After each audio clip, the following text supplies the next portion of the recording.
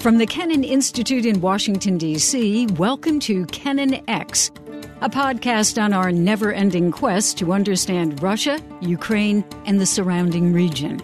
I'm your host, Jill Dougherty. The collective result of these kinds of attacks could be a cyber Pearl Harbor, an attack that would cause physical destruction and the loss of life, an attack that would paralyze and shock the nation. That was former U.S. Defense Secretary Leon Panetta in 2012.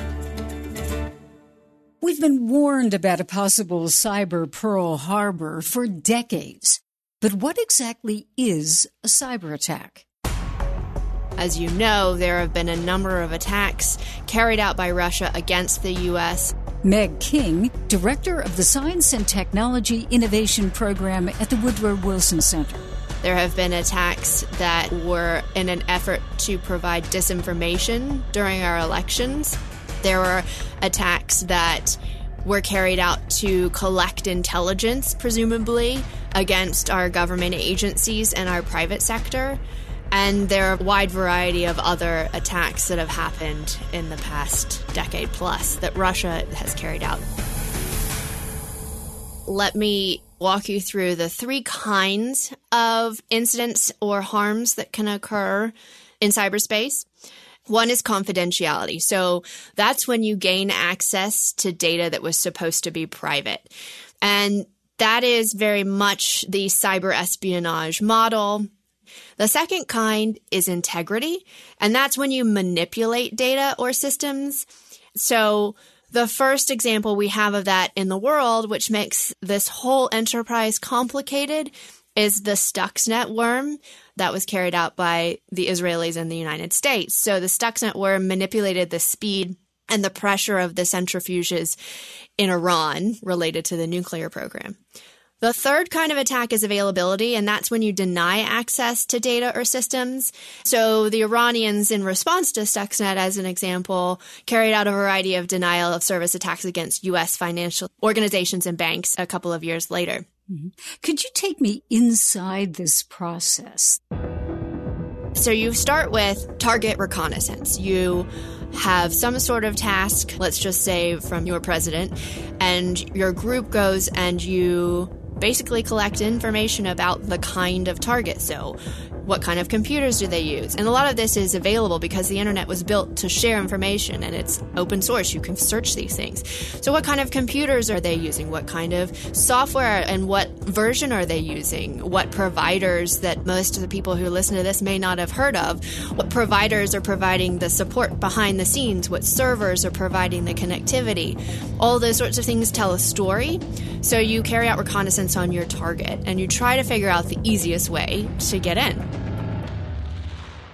So once you figure out all of those things, then you develop the kind of software that you need to enter a system. And then once you have developed that, then you try to get authorization. So you say to the computer network that you're trying to access in whatever way that is, which could be through a mobile phone that connects to a network. It could be through a regular desktop. There are just a number of ways that could happen, which is why cybersecurity is so hard. You need to be authorized. So you say, computer, authorize me. It says yes, because you've gotten either the password right or the credentials or a combination of those things right.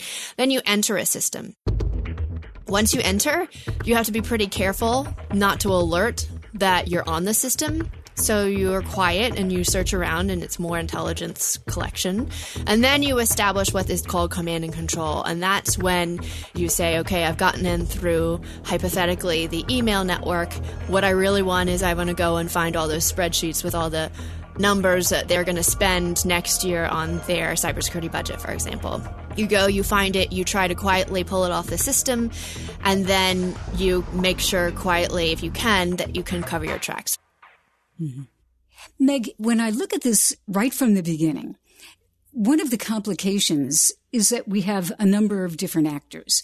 We have the state, which is doing, let's say, intelligence, spying. We have people who are maybe allied with the state but aren't openly working for the state, but they're useful. They get information. Then we have these cyber criminals, the ransomware people who are just in it for the money. So could you run me through who does this type of thing? And is it clear always who exactly is involved? Well, again, I go back to the tactics, techniques, and procedures. It's not really that difficult. We know who is doing it because we know all of the signatures that they use. It's more about it's hard and takes time to attribute if you're going to try and go through the legal system to indict. So that takes time because you want to make sure everything is accurate. But also it matters when you announce something, because if someone's in your system, you don't want to just let them know that we know who it is. So we are very capable attributing. It's more a matter of when to announce the attribution.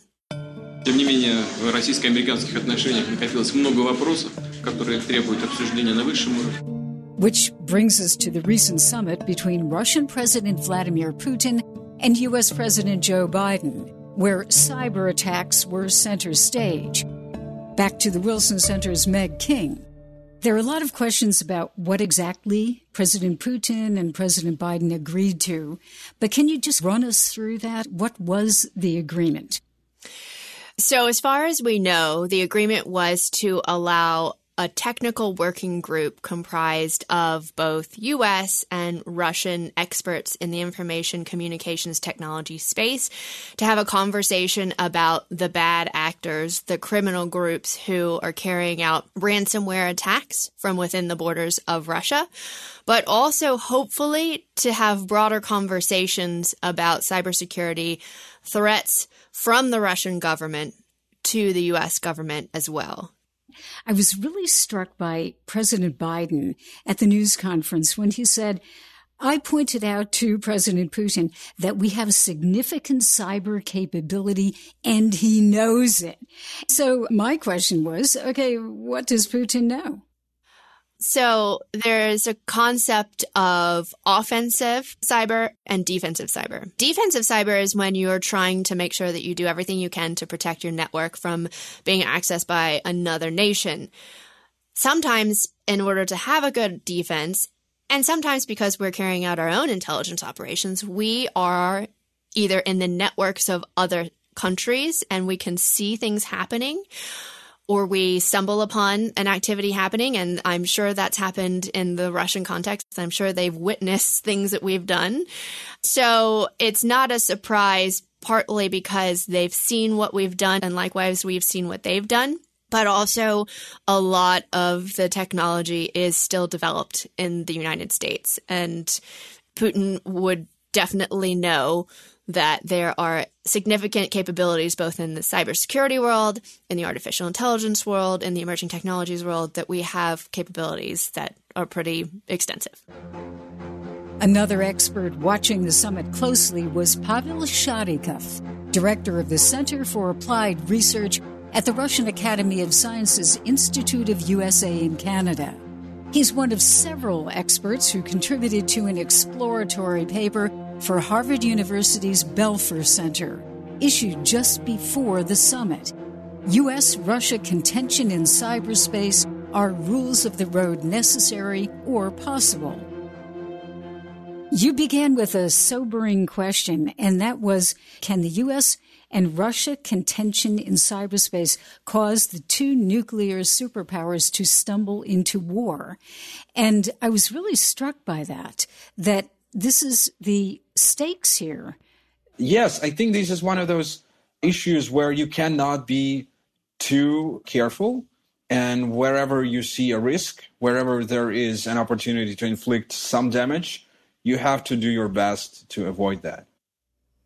One of the things that you point out very early in this paper is that the U.S. and Russia literally speak a different language when it comes to cyber.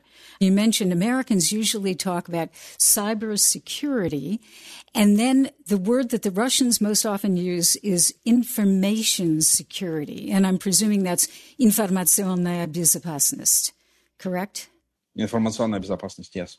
One of the tasks that we were asked to do at the Belfer Center report was to find a common denominator.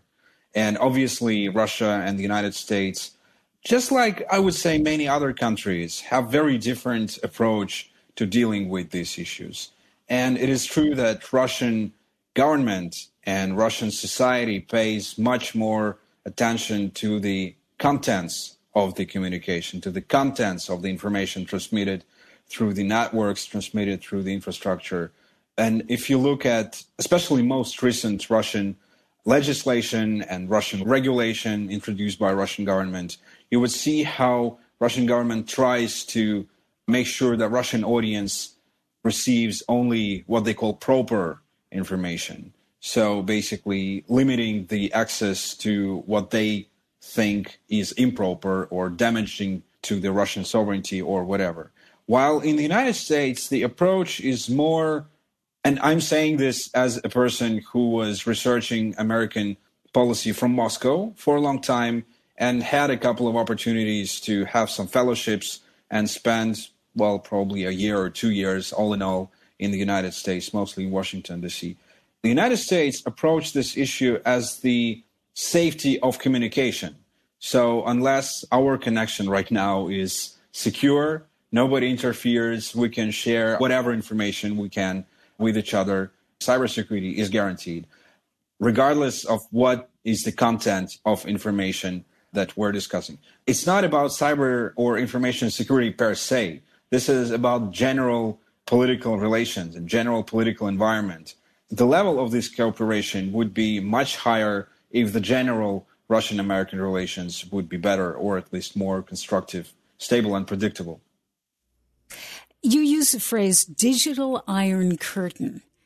And you went on, if I understand it correctly, you said the Russian government perceives individual freedoms in cyberspace as a threat. And then they tend to use these means of communication, try to limit citizens' activities online, which you said is like the Chinese approach, creating a virtual border. Digital Iron Curtain is a metaphor, obviously, which refers to the Cold War. And again, there were so many parallels in current deterioration of Russian-American relations and the Cold War, the Soviet-American conflict, which lasted for almost half a century. I think that the question is not, can Russia and the United States find common denominator on cyber, but how should they do this? Because cyberspace has been there for a little over 30 years. And that is a very short period of time if we look at the history of international relations or history of humanity. And obviously, whenever something new appears, it takes some time to work out the norms how to deal with this. And in my opinion, the first decade of development of internet was a total mess in the 90s. It was really very new and unexperienced. Then certain trends appeared and certain trends came as those that somehow managed and put some order on cyberspace. And right now, the governments are engaged in a very, very tense discussions on how to deal with this cyberspace. And I believe that eventually these norms would be established. Obviously, these norms will be set, but it is really important to discuss what these norms should be about and what these norms should be. At the summit, President Biden raised 16 areas that should be off limits, and they were really critical infrastructure, things that affect directly citizens, healthcare, electric, water, food, etc. Is that someplace that the two sides could begin to agree? That's a start, obviously. The problem with this list is that this list cannot be enough. If we go into this road and we discuss the targets that should not be attacked with cyber weapons, President Biden and the United States in general should be ready to provide Russian authorities much more information about the specifics, the details of these infrastructures. And some of this information might be sensitive or even classified, and I'm not sure that the United States would be willing to share this kind of information with Russia. But the list itself, as it was published on the internet, as I saw it at least, clearly is not enough. The other problem is that Russia and the United States, the legacy of the Cold War is that there should always be certain parity in Russian-American relations. And whatever measures are taken, they have to be reciprocal. When Russia and the United States agree on nuclear weapons, they pose pretty much similar threats to each other. But when President Biden gives a list of infrastructures critical for American society, I'm not sure that the same list would be as critical to Russian society as the list that President Biden gave to President Putin. And this is the huge problem of asymmetry, because these problems are constantly asymmetrical. But what are the Russian critical issues? What would be on their list? Well, even if the same 16 infrastructures, obviously Russia has the transport and healthcare and everything, but they might not be as damaging for Russian society. I mean, the damage inflicted on this particular infrastructure may not be as critical for Russian society as it is for American society. Just to start, that Russian population is almost twice as small as American. Russia is only a little less than 150 million people, while in the United States there are almost 350 million people, the population. So at least based on this fact, the list of Russian infrastructures would not be on the same level of parity as in the United States. What President Biden meant by giving this list is that Russian government, he expected President Putin to commit that Russian government would not attack these infrastructures with cyber weapons. And Russian government never acknowledged that it basically even possess any military cyber capabilities. And the difficulty here is that you cannot distinguish between a state-sponsored and not state-sponsored attack. Again, comparing to the nuclear weapons, if a nuclear weapon is launched from Russian territory against American territory, you can be almost 100% sure that the Russian government sanctioned the launch. And the chance of unauthorized launch is nearly zero. But when a commercial or even a government infrastructure, critical infrastructure, is attacked, you cannot be 100% sure that whether it was the state-sponsored attack, a military unit, or it was a ransomware attack, or it was some hackers, or it was a third party, or there was Chinese pretending to be Russians, or everything else. So my idea was that there should be a certain protocol how Russia and the United States attribute specific cyber attacks as state-sponsored or not state-sponsored. And there might be a couple of approaches. So we agree that it is impossible to distinguish the cyber attack by saying who attacked, because you never know who's pressing the keys on the keyboard on the other side. So the first approach is the targets, which are attacked. You presume that if a critical infrastructure is attacked, then it's a state-sponsored attack because another state tries to inflict certain damage on the society. The other approach is by defining the damage inflicted. A hacker cannot destroy the whole infrastructure. The whole infrastructure might be destroyed only due to a very coordinated and massive cyber attack. And the third approach is by distinguishing the tools which are used. And this is, by the way, I believe, how the United States distinguish these advanced persistent threats like state-sponsored and non-state-sponsored, the behavior, the number of tools used for attacks. Neither of the approaches is perfect. Neither of the approaches excludes the other two. But when President Biden gave the list, he presumed, I believe, that the idea was that he would distinguish a state-sponsored attack from a non-state-sponsored attack by saying that if these particular infrastructures are attacked, we would consider an attack to be a state-sponsored attack. Again, this approach is not perfect, but this is the first step towards discussing, towards negotiating, and basically agreeing. If I was in the Russian government, I would look at this list very carefully. I would make a similar list of Russian infrastructures and negotiate how we compare and how we make sure that these infrastructures are in certain parity and certain attribution protocol, as I call it, that would basically make sure that this particular threat is state-sponsored or not state-sponsored.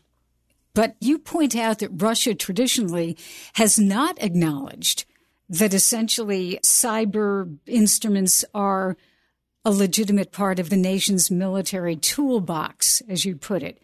So why don't they? I believe this is the ideal Russian approach to international information security. And you can find a lot of explanations in the documents of Foreign Ministry and many others. The idea was, I think, formulated probably some 20 years ago when the level of technologies was much less, when the individual use of cyber technologies was much lower. And the idea was to prohibit on the international legal level the very existence of cyber weapon, of the very idea that cyber technologies might be used as a military offense. So right now, Russian position is consistent with those ideas. And the idea is that unless you prohibit cyber weapon internationally by international law, the countries won't be able to use it. And the countries would not be able to use their right on self-defense on cyber weapons. I'm critical on this approach because I think the idea is not preventing the conflict in cyberspace, but the idea is in preventing the conflict in general. And it doesn't matter how the conflict goes, with what means, cyber means, or physical means, or nuclear means. Obviously, you have to prevent all forms of conflict. Mm-hmm. Well, you do talk about confidence-building measures, which were used during the Cold War and right now. What could those be in cyber?